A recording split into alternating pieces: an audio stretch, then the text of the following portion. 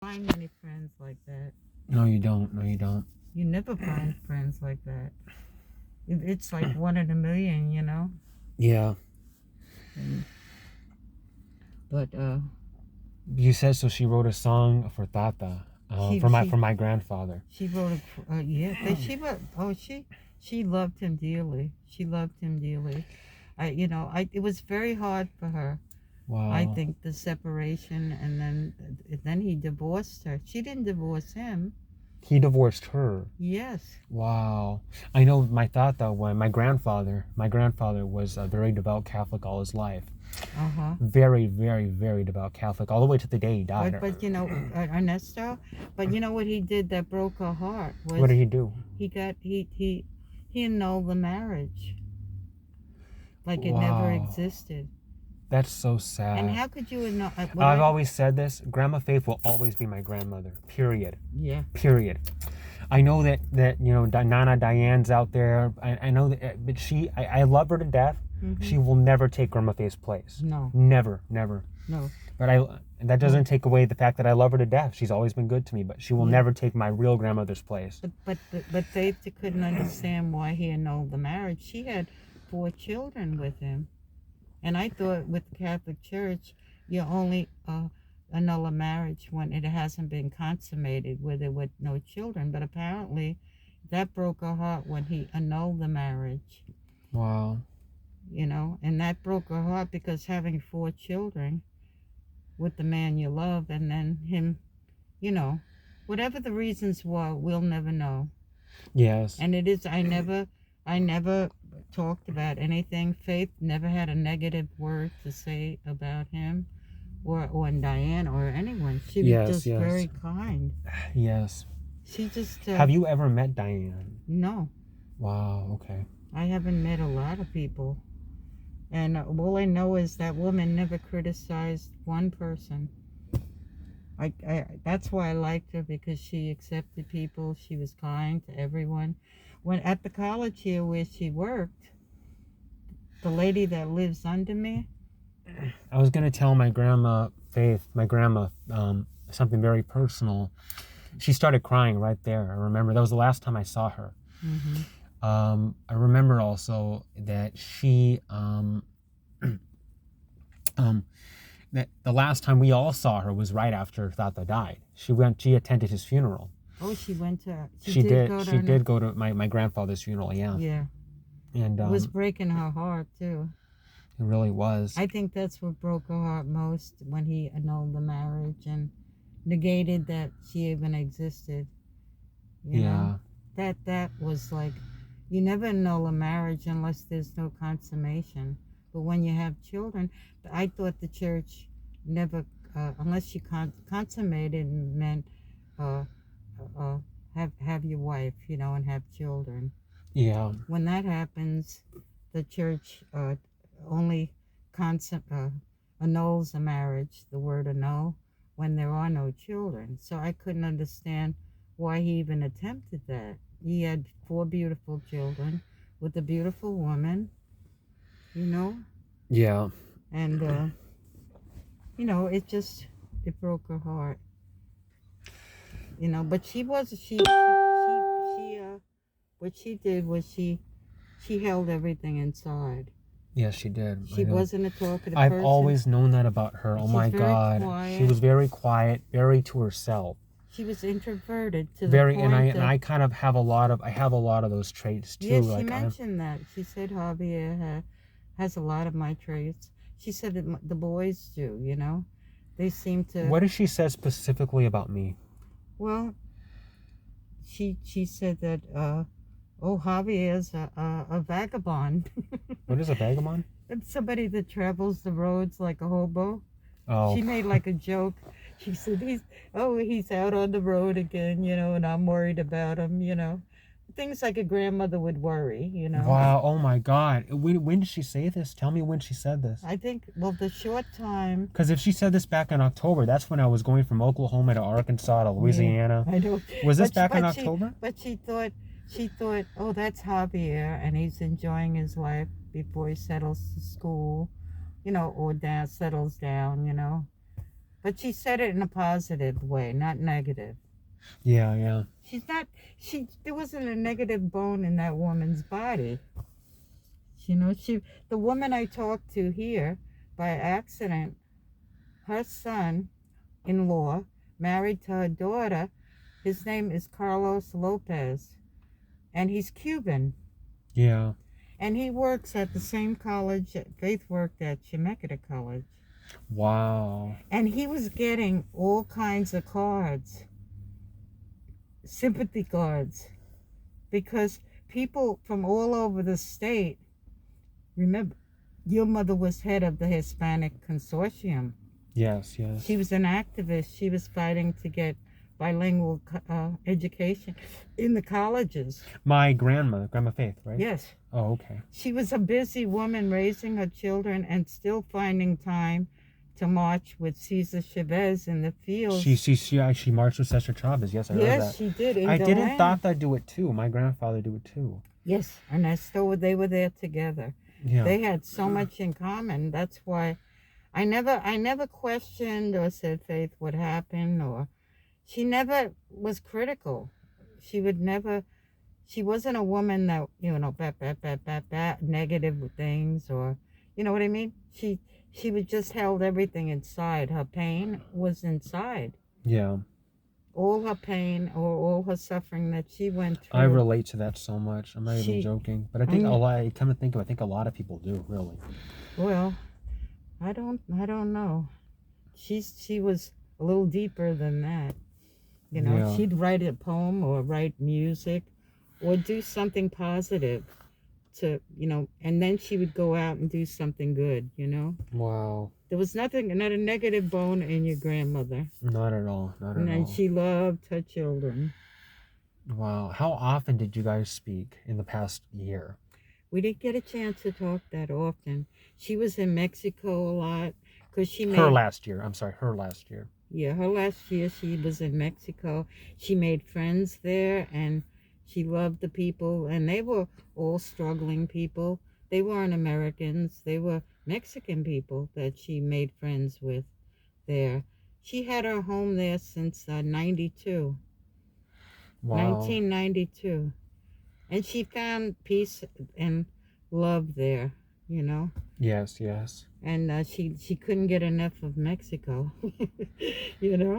And She loved Mexico. And she called you a vagabond, but she was a vagabond too. But the man here that I was telling you about, her son-in-law? Yeah, she traveled pretty frequently all the way to the late years of her life. Exactly. She could not sit still. She was in a van. I remember being in Denver with Grandma Juanita. And Grandma Juanita was complaining. Oh my gosh, she was complaining. She was like, "You always fly off to Mexico and off to Arizona." But nobody ever saw her. She was always gone. She was always on the road. And I love that about her. I love that about her. And that was the solace. That was how she found her peace and solace, That's me. That's right. That's me right there. Yeah. And that's why I think when she said, "Oh, he's a vagabond," like she was saying it and I said, "In Faith, who are you, Who are you? You're worse." But she would get in her van with her dogs and take off. And she would take off. I'd be running the shop and I'd say, "Well, stick around. I'm going to be real busy." "Oh, no, Pat, I'm out on the road." She was always on the road. Always. That was her peace. That's what brought her the most of what she needed, to get through life. Yes. And even her mama, Juanita, was, "Where are you going? Why can't you stick around?" And, and Juanita was... She was always like that. There was so much fighting in that house of her and Juanita and Maxine. I know. But because Faith was a free bird. I am the same way. And she can't help it. When she makes plans, she has to go to Mexico to pay for taxes. And, when you have a place and you're not a Mexican citizen. Yeah.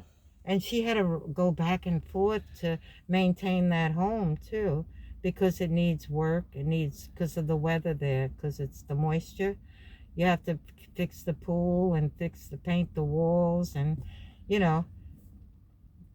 And if nobody's living in it, it gets all mildew inside. You have to have heat, and somebody has to be present there to live in it.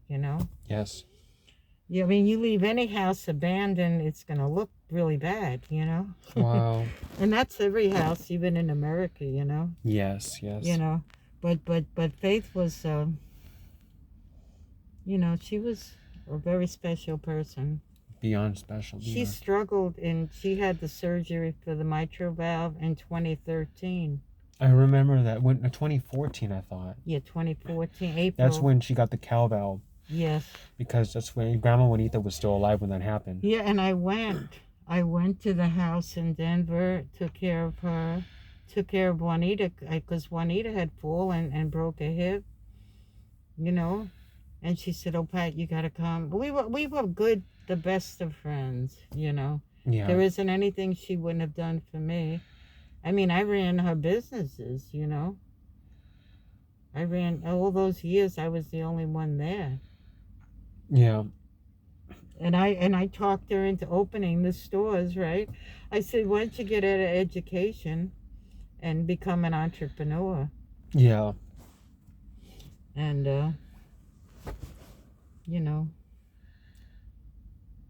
yeah, she was a very special person. And the lady I talked to, her son-in-law, told Pat, that's the lady's name, that I'm getting all these cards for Faith Lopez. Yeah. And then I told Pat, and I showed her the obituary, and they thought that Carlos Lopez was her husband, because that was the last person, people that you come across in your life. You go looking for the person. Oh, she works at Chemeketa. Yeah. So you know what I mean? If you're trying to get in touch with her again, you write to Chemeketa College, Yes. And he got all these cards, people thinking that he was related to Faith. She made a lot of friends. Wherever she went, people loved and respected her. Wow. Your grandmother was loved and respected. She worked for the University of Oregon. Yeah. And her and Ernesto worked there. I mean, they did everything together. She said, "Pat, I was married 17 years, but I never was I never asked personal questions or anything. Yeah. It was none of it was private, but she never said a negative word, about him. But her heart broke when he got the divorce and the annulment. I know, I believe it. Because she lived for family, and she lived for her husband. He didn't know it, but apparently he didn't know, Wow. And I don't know if he was seeing someone else, I know that my tata, my grandfather, and he will always be my grandfather. He passed away, but he'll always be my grandfather, just like Grandma Faith will always be my grandmother. Uh-huh. He was in 3 marriages. I know. First Grandma Faith, he married somebody named Donna after that. Yeah, that's the woman he was having an affair with in Oregon. I remember that name. While he was married to Grandma? Or was it after the divorce? No, the divorce was toward the end, when he married Danita's mother. Is there a young girl, Danita? Danita, that is no. The Danita that I know Mm-hmm. is Diane's daughter. Oh, okay. Well, that's when he got the divorce to marry Diane. Wow. And then the annulment came afterwards because he wanted a true marriage. Maybe he didn't marry. Maybe he couldn't marry unless he got I don't know anything, but I do know that she was upset one day and said, he got an annulment, meaning his marriage to Faith was wiped off the slates of the church. He shouldn't have done that. That's so sad. That was the one thing, because Faith was the most religious person you want to meet. She didn't talk about it or preach it. She lived it on a daily basis. I know she always wore a cross. She always. Yeah, she went to church every Sunday. Really, I didn't know that. Yeah. Wow. I'm gonna get some paper and let you hit that window. Yeah, of course. Because my defroster doesn't work either. Yeah. The old car's not working very well. Should I get outside the car? No, it's pouring. Okay. But accounts of making false statements to the FBI. that was a He great was interviewed grandmother. several times by the She FBI really in was. She 2017 took everything as agents were trying to serious and she corroborate loved all the information children. in the Steele dossier. Now, Unconditionally, no according to the indictment, conditions at all. Danchenko lied to Yeah. the FBI in those interviews, and he lied about a number Wow. of things. Prosecutors Tell me say, about her he faith in lied about his God. contacts And with a faith public in God relations was executive who solid. had Her long-standing and ties God to were the like Democratic this. Party She and would to go. the Clintons in There's a particular. monastery not Prosecutors say far from here, Danchenko about 45 completely minutes. fabricated Yes. the phone call that And, agents he received from the president of the she Russian would go American up Chamber there of and Commerce, spend a who week or provided a two tip about a and purported help the conspiracy monks. between Trump It and was Russia. an And this order of. information made its way into the Steele dossier. Now, She made friends with the monks there, Yeah. and they all respected her. They all loved her. I had a mass said for her up there after she passed. Wow. I went and had a mass said for her. I had a friend drive me up there. And the one thing she wanted was her ashes. She wanted them in Puerto Vallarta. Some Did with you you. go? To Puerto Vallarta? No, I did not go for the ashes scatter. I You did. know, but the one thing she wanted, and I'll share this with you. Yeah. She wanted her ashes spread out, parts of her ashes with her friends in Mexico in the Bay, Yes, yes. because she had a love of that spot in Mexico. The Bay of Banderas, yes. Yeah, and then she said, Pat, make sure they spread them, give you some ashes so you could spread them on the coast of Oregon Yeah. in a little city called Lincoln City, and it's called Rhodes End. She wanted some ashes in Oregon, some ashes with you, I believe. At least that's what I heard. That was what was in the will, because she said, whatever you do, make sure you get the ashes and you bring them with you to Oregon, some of them, and then you could put them in Rhodes End in Lincoln City for me. That's the only thing she asked of her children. And then I get a phone call, right, from Cindy. Oh, I want to tell you, we spread the ashes, but we didn't save you any. We just threw all the ashes in that bay. I said, what do you mean? Faith's only thing that she ever asked for in her life was to spread ashes, whatever the symbolism was.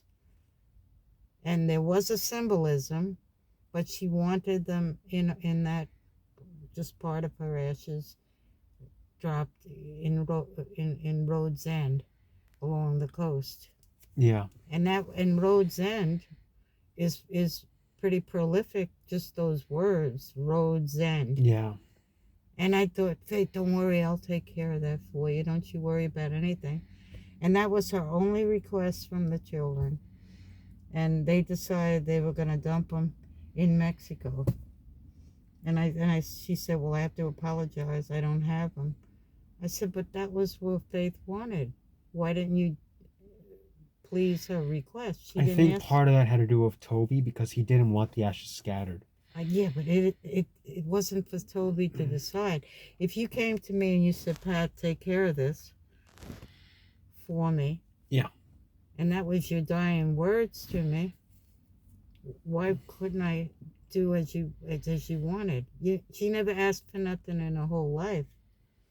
She was one with God. It isn't for Toby to decide anything. When you confront God, he has to confront you. The most precious gift you could give your mother is to do her wishes. Yes, yes. He judges everyone, not us. And You're saying God judges everyone. And if God's not going to judge Faith, they have their own symbiotic relationship, and it isn't for us to question anything. Wow. She had a strong relationship with God and a strong prayer life, right? Oh, and she lived it in such a quiet way, no preaching, no nothing. Just the way she gave of herself to people, the way she gave of herself to her family. It was always respect and belief in her children, her grandchildren. The woman was a saint as far as I'm concerned. Wow. And I don't say that, putting her on a pedestal. It was the truth. Yeah. It was the God's honest truth. I've never seen, and she quietly meditated. Everything she did was no big deal. Everything she did was quiet, you know, and I could remember a couple, we were going down State Street with 4 children, Yeah. and it's the Ruiz family, Sylvia and Sergio. And we didn't know the people, but they were standing waiting for the bus. Yeah. What she did was pick them up and take them, because it was raining and cold, to go get some coats for the children and themselves. Yeah. She didn't even know them. Then she proceeded to help them find a house to live in. And she got them into the St. Francis shelter, where they would be out of the rain in a warm place until Sergio could find work. Yeah. And then they got work at the cannery. And then they wanted to buy a home rather than pay the rent. And she helped them buy a home on 16th Street over by Tokyo University. There's a Japanese university not far from town. Yeah. And it wasn't the best neighborhood, but it was a beautiful old house. And he got his brothers to help him fix it up. And Faith took him through mortgages and things of that nature he didn't know. Yeah. She was very brilliant. She would find out everything. Her mind was like brilliant. Yeah. And she helped them buy that home. Wow. And never asked for nothing. And everybody just loved her. I mean, respect. Yeah. But anyway, then she met this other lady, Maria Rodon. And Maria was wanting to open a restaurant. She helped her open a taqueria. What year was this? 80, 84, 85, 1984, 85, 83. Wow. And that place was jumping 24/7 because they loved her food and they loved Maria. And she had a son, Cesar, and he helped her at the restaurant. And people wouldn't go there unless she was there, you know. It was amazing. And then she helped her get started with the business. And I don't know what arrangements were, but all I know is that they loved each other, and Faith, there wasn't anything she wouldn't do to help someone. Yeah. And that's the kind of person she was. She would do everything so quietly, and you'd never know what she did. Wow. Until people would come over and say, you know, Pat, Faith got me started doing this, you know, and she was always reaching out and giving back. Yeah. Always giving back. Yeah. She was, Wow. I know. You never hear these stories because they wouldn't, you know. They're just kind of buried, I guess. They were buried, but she never wanted, she never boasted or, you know, she always was very quiet about everything, you know. Yeah. And when she did it from the heart. And you know, let not that right hand know what that left hand is doing. That's in the Bible. Oh, okay. You know, it's like when giving alms, you know, don't let your left hand know what your right hand is doing. And she never boasted of Do not anything. sound a trumpet. As brilliant as she was, she would laugh when I would say, you're brilliant. Those are actually the words of Christ. Don't let your right hand know what your left hand is doing. But she was very Christ-like. Yes, yes. That's how I would describe Faith, Christ-like. Yeah. I mean, she lived it on a daily basis, you know. Wow. I lost my best friend. It's so hard. I still can't believe that phone ain't ringing, you know, because Faith would always call to share something, you know. Wow. And boy, and she loved her mother, but she was always worried she couldn't make her happy, you know. And I don't know. Yeah, Juanita, her mother. Oh my God, I remember when Juanita died at the funeral. Grandma Faith almost threw herself in the grave. It was so sad. She loved her, but she thought She her was mother. like, she was She on never the, believed her mother loved her. You know, I she don't was think. she was on her knees at the gravesite as they were putting Juanita on the ground, just crying. That's my mommy. That's my mommy. I remember that. Yeah. I remember that so well. Yeah, and when you see that vulnerability and you see that beauty pour out of a person, that's so, you know, keeps themselves so, inner. Yeah. She couldn't control herself, you know, and she just, and she suffered so much, and she believed in those people to help her, and they never did. I was there, and they never called back. Which people? The medical field. Oh my God, there was. And I wanted to tell the family to please come and help her, and make some decisions for her and fight for her. Yeah. Because she didn't have any more fighting. She had no more energy left. Poor woman. And I've never seen her so vulnerable and weak, Never, never. In all the 40 years I knew She her. used to run, and she used to jog. She was the strongest woman you want to know. But when you see, someone go down like that, it's very real. Yeah. The suffering, But she loved her kids, boy. She loved your father. Yeah. But anyway, this woman told me, she says, Pat, her husband's from Cuba and his name is Carlos Lopez. We're talking about Maria or No, the lady that lives below me. Oh, okay. When she said, oh, your friend is Faith Lopez. Well, I have a son-in-law, Carlos Lopez, that works at Chemeketa, and he's getting all these cards of sympathy for Faith. Wow. So I wanted to meet Carlos so I could get the cards and mail them to the family. Yeah. But I never did it, and I should have, but I got sick, and then I don't know. Yeah. Here, wipe your side, honey. Of course. Yeah. But Faith was a very special person. You had a very special grandma, and I don't think her children realized how much she loved them. Wow. No, Her whole journey on earth was a journey toward Christ. Yes. And a journey with her family. Oh my God. Yes. And that's what broke her heart when Ernesto, I think they truly loved each other. They married very young, and everything they did together. Yeah.